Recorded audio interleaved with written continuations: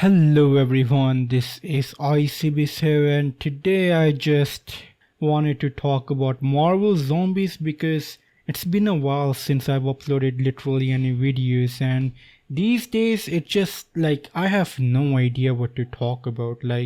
Yeah, I have a couple of ideas like making a review for Cyberpunk on Steam Deck, but it just feels like a lot of work and I don't feel like I have something of value to add, so I haven't even begun to work on that video.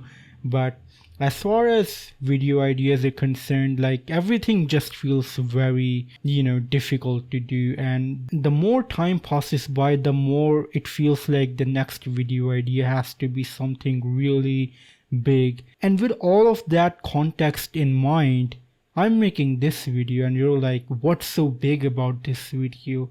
Well, absolutely nothing. Like that's the whole point. I don't want my videos to be high effort or anything like that. If you watch my videos, they are goddamn the most lowest of the low effort videos out there on the internet. Like they're wasting internet space. So yeah, I needed a bit of time to find myself, and it was like, yeah, I am lazy as hell and I will absolutely not put any effort in my videos. So yeah, what was this video about again? Yeah, I watched 2 episodes of Marvel Zombies because I didn't really knew what else to talk about. And you might be asking, like, there are like at least 4 episodes of Marvel Zombies, so why didn't I bother watching all 4 of them? Well, if you haven't been paying any attention to this video, I am goddamn lazy. Like, yeah, I watched 2 episodes. I didn't find the time to, watch the rest of the episodes. I'll make another video, so it's great. Now I get like 2 videos out of this one show, so let me just go ahead and start talking about it, because if you can't tell by now, this is not scripted. This is me in all of my glorious ranty state right now. So yeah, before I get carried away, let's just start talking about this show that I have no idea why this exists. Like before starting this video, I decided to Google Marvel Zombies, and the first thing that popped up was a comic book. So apparently this is not a new idea. Of course, like this is not something I should expect from Marvel. So yeah, like these are comic books. Everything that could be explored has been explored in the comic books. So yeah, I was thinking like this might be some original idea that Marvel had. Like before even talking about the show, like you have to consider like, why does this show even exist? Like my thinking was that Marvel made the show What If, and that show kind of just fell off, like no one cared. But there was like one episode where there were zombies, and maybe Marvel saw the metrics for that episode that may have been higher than the other episodes, and Marvel thought, hey, why not just expand that into the whole series? So that was just my conspiracy theory about why this show exists. So I could be wrong, but hey, what's YouTubing all about if not conspiracy theories? So damn Marvel, you can't be creative. You saw the statistics for that one What If episodes and decided to make a whole series about, wow, Marvel is so goddamn uncreative, and like if some new information comes out that proves me wrong, then forget I said all of this. Starting off with episode 1, and I have the synopsis for episode 1 in front of me. It opened up because as soon as I watched these episodes, I kind of forgot what most of these episodes were about, so you can tell just about how much attention I was paying. And the first thing I noticed when I watched this series is that it's kind of good looking. Like no shade, no nothing. I'm not, you might think I'm being a bit cranky. Okay, I am cranky, but yeah, this episode or this series, it looks beautiful. Like I watched the What If series, it looked okay as well. It's like the same animation thing going on. I don't remember how well What If looked. I remembered it looking kind of okay, but there's a difference between the backgrounds and the characters. And the characters in this series doesn't look that good. It kind of looks generic. Like they have chosen an art style where they can portray realistic actors that have portrayed in the Marvel Cinematic Universe, because they want to use their faces to generate a bit of buzz. So they're not using something simplified, like it could be a Disney style or it could be anime style, where the style is so simplified that you can't tell who is who. So they're definitely going for that detailed look in the faces, just enough that you can tell who the actor is. So it kind of feels very monetarily driven thing. But when it comes to the background, like I said, the backgrounds in this series, like animation wise, like I'm an artist, like if you guys didn't know, so I really appreciated the backgrounds in this series. But when it comes to the characters, there's just this soft shading going on that looks really horrible. If you look at the background, the backgrounds are crisp, it's punchy, like there is that confidence in art style that I can absolutely appreciate. But when it comes to the character, there's just that indecisiveness that I can imagine behind the scenes there were like so many feedback loops to this character shouldn't look like this, or this character should like look like this, and there was like probably a whole meetings upon meetings going on, like how these characters should look like. And the more input that got into this whole situation, the more these characters became so utterly unimpressive. And I want to compare these characters to Arcane. Like Arcane has that rugged look that screams confidence. Like if you look at any character from the Arcane series, they have these like strong lines going on their face. That is confidence. But when it comes to Marvel Zombies, that confidence doesn't exist. It's just very soft lighting going on, gradients, and there's that ever-present bloom that's just so annoying. So it was just, I'm sorry, this I should be talking about the plot, but I went ahead and talked about the animation. But as I'm saying right now, something else just came to my mind that is going to extend this part of the video just a bit more, and that is the animations. Like again, the backgrounds, they look absolutely stunning, so props to the people who worked on the backgrounds. But when it comes to the animation, like literally character movements, it's kind of terrible. Like yeah, like I don't know what to tell you. Again, that lack of confidence. Like I don't think professionals are working at when it comes to animating these characters. Yes, I know that the people who are working on this series are far more capable than me. Like I just said that I'm an artist. I am nowhere near that level. So the people who worked on that show are far more capable than me. But I can see that stiff animation. Like I just think that they should take a lot more inspiration from Puss in Boots movie. If you see the animation in that movie, oh, it is so good. I think what's missing in this show's animation is that snappiness. Like the characters, when they're moving, the movement is just so slow and it's so smooth. Like animation in real, I'm not sure like how real life works, but as far as I know about animation, like there's that snappiness to it.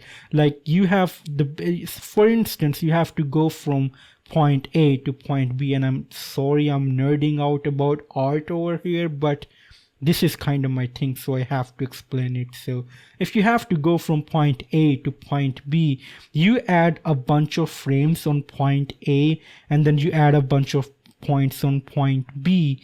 But then in the middle of that transition, you can get away with adding as less frames as possible, so it feels kind of snappy. You know, it looks great. Like that's one of the first few fundamentals of animation that anyone who learns animation learns. But in this show, the animations are so smooth. They kind of reminds me of the really old Barbie movies, and they were not good when it came to animations or even character models or anything for that matter. But since we're talking about animations, yeah, the Barbie movies do come to mind. But yes, that whole rant about the art style, yeah, The plot of this episode is very simple. Kate Bishop, Riri Williams, and Kamala Khan have teamed up in this post-apocalyptic zombie world. We don't know how it got here, but very conveniently the backgrounds absolutely resemble the backgrounds of the Last of Us series, and you can certainly see the inspirations taken from here and there. And the Last of Us in inspiration is absolutely gorgeous to look at, but those inspirations don't last forever, and it just quickly turns into its own thing, which is always nice. So yeah, you don't know how these three characters became friends. A lot of things are left up to the imaginations, and things will slowly be unraveling as time goes on. So as the plot progresses, there's kind of bit of a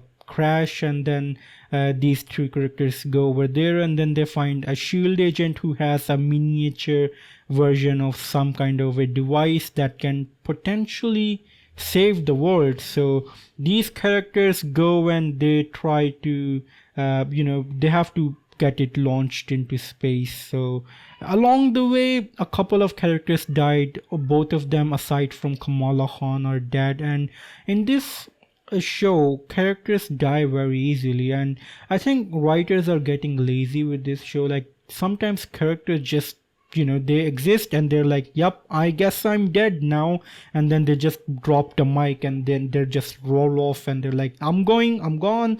It's so lazy. Like these characters could have done so much more. Like they had no business just dying like that. When it comes to Riri Williams, she absolutely had no business just sacrificing her life like that. And another character that comes to mind is the Mandarin. Like he's out there, he's fighting, and then his son Shang-Chi gets bitten, and he uses his rings to save his son's life, and then kind of just forgets that he can fight without the rings as well, and he just like, peace out, I'm gone. Like he just lets the zombies consume him. It's like, what the frick is going on? Like the characters, I know the writers know that this is a fictional world.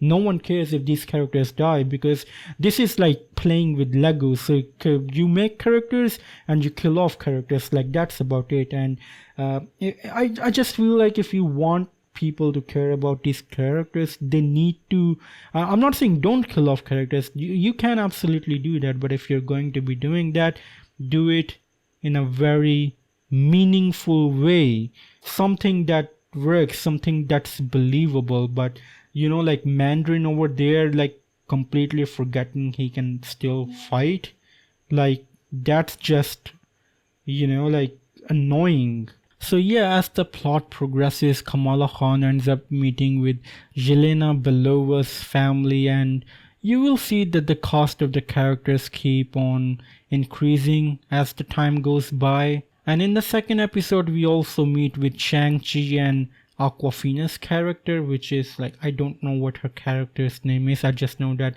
she's played by Aquafina, and well, she's not a character, she's just playing herself, so there's that. And then they end up going to that raft prison, which is controlled by Zemo. And wow, yeah, like things are definitely interesting. Seeing the characters that in different situations. Like Zemo is always an interesting character. Not sure if I like him, but it's always interesting to see Zemo doing different shit in Marvel Universe. So yeah, as they're inside the raft gets attacked by Namor and is eventually defeated by Kamala Khan, which was a cool sequence to see, I suppose. And yeah, like I forgot to mention, there's like a big horde of zombies being controlled by Wanda Maximoff, and I guess she's evil here. Like there's just something about Wanda being evil that I don't like. Maybe in the comic books it's done well enough that people like it, but I think Wanda worked a lot better as a hero. Like I don't really think the writers at Marvel did justice to Wanda's character. Like I just don't think it justifies her being evil in the Marvel Cinematic Universe. Like, she was such a likable character up until Infinity War, and then suddenly after that, like in Phase 4, everything just goes to shit, like her character is just ruined, and she's just such an unlikable character. Maybe I just don't like her. There's something about her that I just don't think works as a villain. Maybe in the comic books, like I said, it's been done far better with far better writing, and fans can appreciate that. But as far as I know, I've only seen Wanda being evil in the Marvel universe, so yeah, there's that. But yeah, I guess that's it for these two first episodes. I will make another video, hopefully not as long as this one and not as ranty as this one, because I feel like I got out a lot of the things that I wanted to talk about. Mostly the things that I nerded out were about the art style.